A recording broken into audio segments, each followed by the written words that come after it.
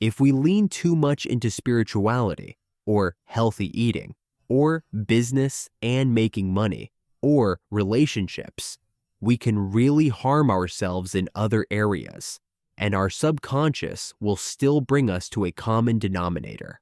Our goal is not to live forever, and our goal is not to be wealthy or healthy, right?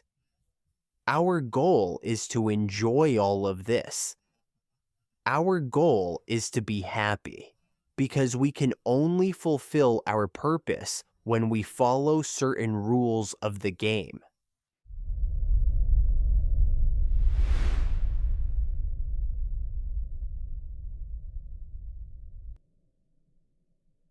When we declare that we want love, it is just like declaring that we want health. And love and health do not just come to us. Poof, and they are here. Because love and health are a worldview. And, for example, when we remember what I said, a worldview is directly linked to health. And if it is the heart, it is your attitude toward the opposite sex. If it is the lungs, it is your destiny of fulfillment and the ability to enjoy and savor life.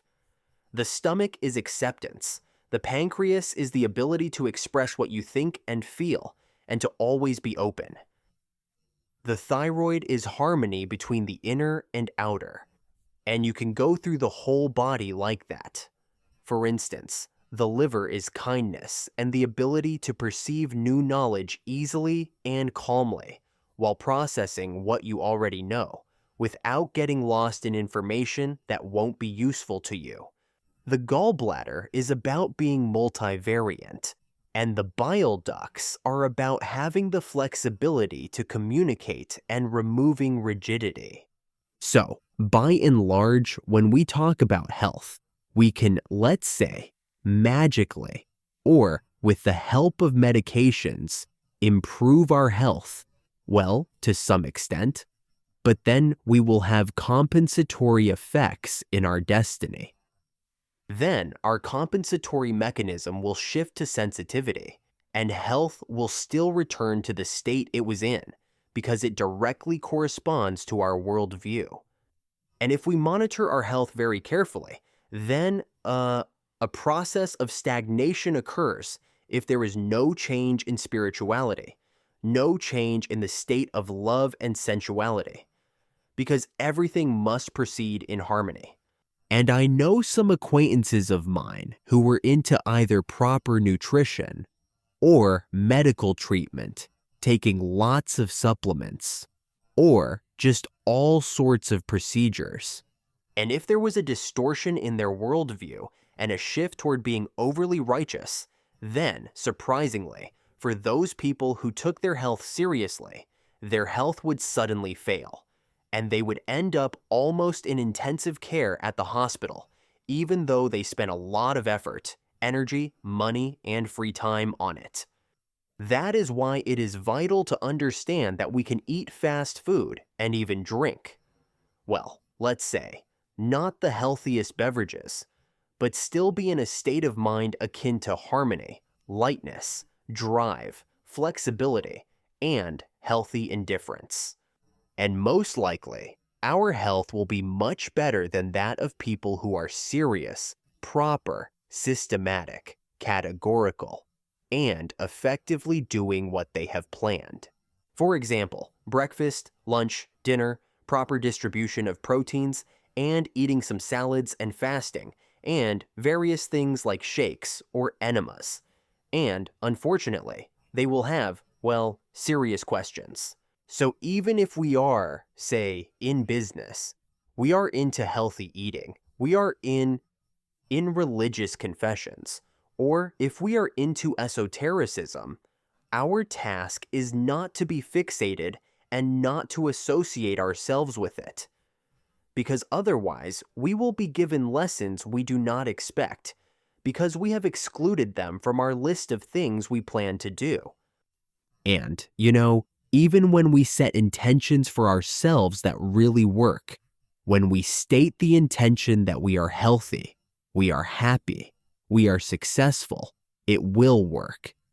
But you need to do this not in your head, but in your heart. And in everyday life, be light, intuitive, spontaneous, quick to switch, proactive, and, of course, honest. And I really want to say that true love can only come to us when we do not associate ourselves with anything, and we disidentify from what we once began to associate ourselves with.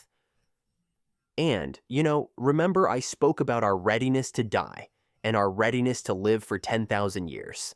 To the extent that we have an inner state of readiness, whether things happen as we want, happen much worse than we planned, or happen much better than we planned, at the very least, this range creates the conditions for us to experience the outcome for which we have the energy.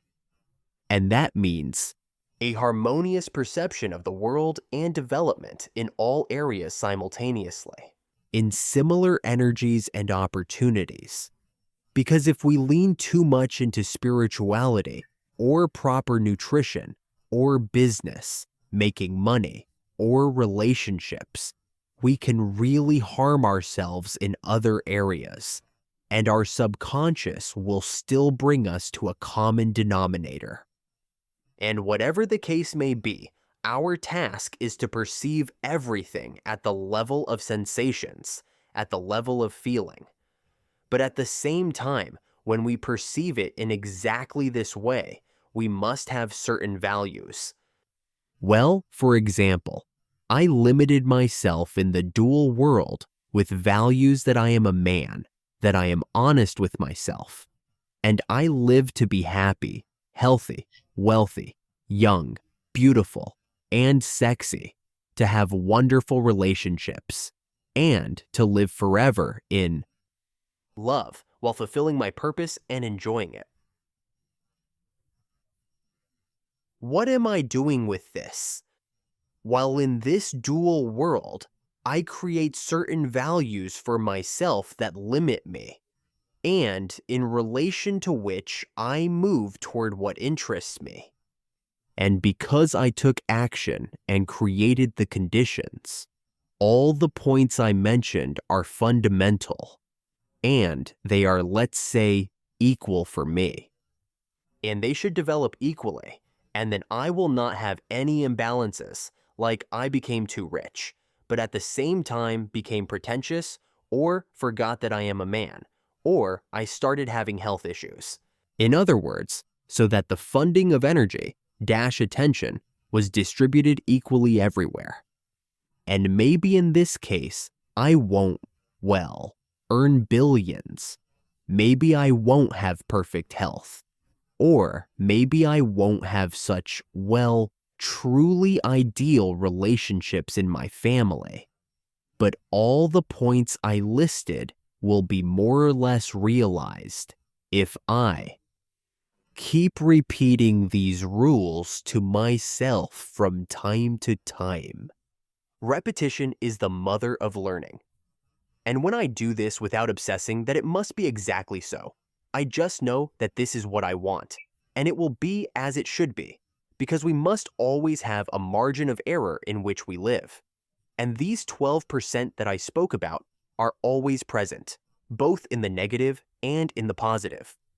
But our task is to clearly keep the direction where we want to go, what we want, and who we want to be in the moment when we have these desires.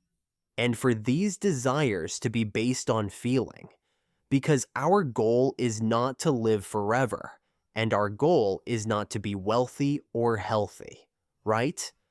Our goal is to enjoy all of this.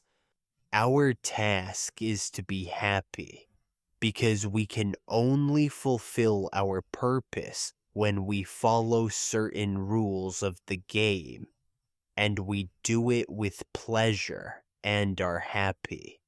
And this is an indicator that the energy we were allotted in that corridor, through which we, let's say, were meant or obligated to pass. Those are probably pretentious words. Could have passed. Then the funding will be maximized, and that means there will be enough for happiness, and for pleasure, and for health, and for finances, and for relationships. Unless, of course, we start wasting our energy on things we've become fixated on, or on what we've started to identify as ourselves or associate with. It turns out that love is, on one hand, development, and on the other hand, it is disidentifying ourselves from everything we have just interacted with.